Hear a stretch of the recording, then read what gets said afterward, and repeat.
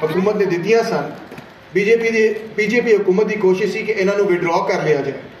जिन्होंने असी समझते हैं कि न्यू लिबरल रिफॉर्म्स उन्होंने मुतारफ कराने सन कि पूरा जो जिहड़ा एक स्ट्रक्चर बनया सी 1947 तो बाद लैके हुण तक कि किवें किसान नूं और छोटे किसान नूं तहफ़्फ़ुज़ मिलना चाहिए,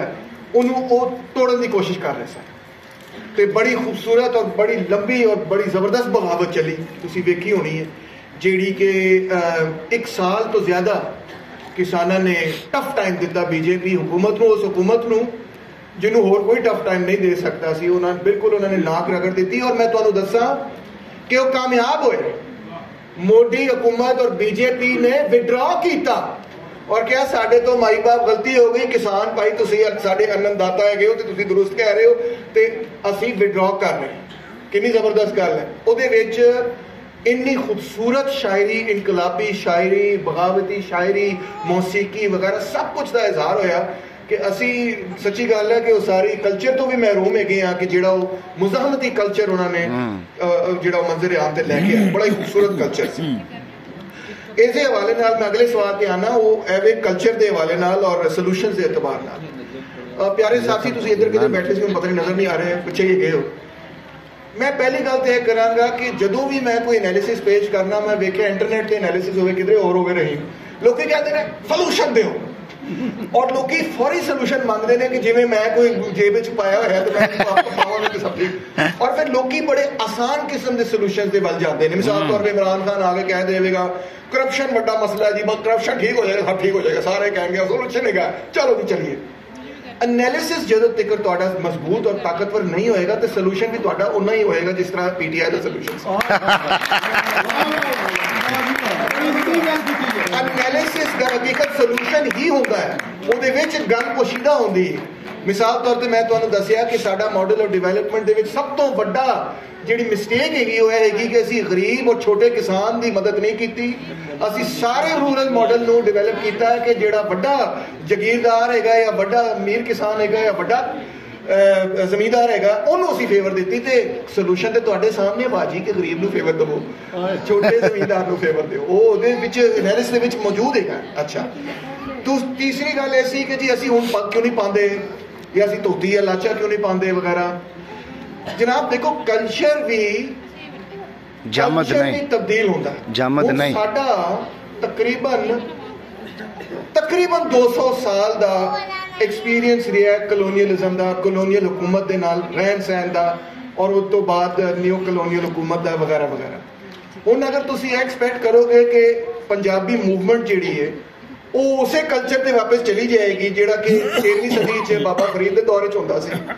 ते इंज ना तो होण लगा है ते ना हो सकता है, बल्कि रिएक्शनरी प्रोग्राम होंदा भी नहीं।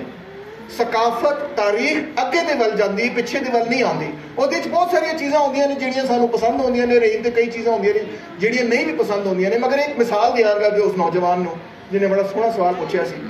वो मिसाल मैं हमेशा देना चाहता, जिन्नियां भी लैंगुएज मूवमेंट्स ने या लैंगुएज की प्योरिटी वास्ते मूवमेंट्स ने उन्होंने वास्ते है दुनिया के विच इस वेले किहड़ी जुबान डोमीनेट करती, मैनूं ना उहदा दस दिओ। अंग्रेजी सब तो वड्डी जुबान, चलो चीनी भी हैगी है, हिंदी भी शामिल कर लो, मगर फिर भी जिहड़ी सब तो इन्फ्लुएंशियल दुनिया के विच जुबान इस वेले हैगी वो बिलाशुबा अंग्रेजी जुबान है, फ्रांसीसी भी नहीं।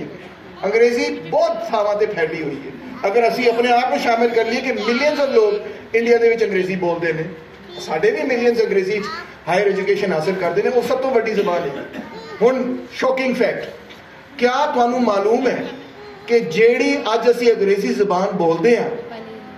जेड़ी अज दुनिया दे विच अंग्रेजी जुबान बोली जाती है, उहदी 80% वोकैबुलरी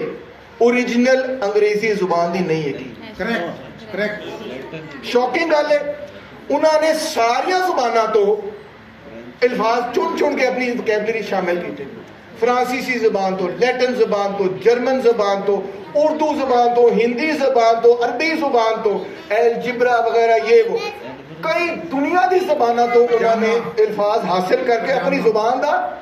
हिस्सा उन्होंने बना लिया। उन्होंने यह नहीं किया कि नहीं जी फ्रांसीसी जुबान का अल्फाज है असीं नहीं इस्तेमाल करांगे, लेजे फेयर कैपिटलिज्म अंग्रेजी च इस्तेमाल करने फ्रेंच जबान बुर्जुआजी प्रोलेटेरिएट अंग्रेजी जबान के लफ्ज नहीं है बुर्जुआजी फ्रेंच जबान का लफ्ज है प्रोलेटारी लैटिन जबान का लफ्ज है वगैरह वगैरह तो तुहानू मैं गल ये कर रहा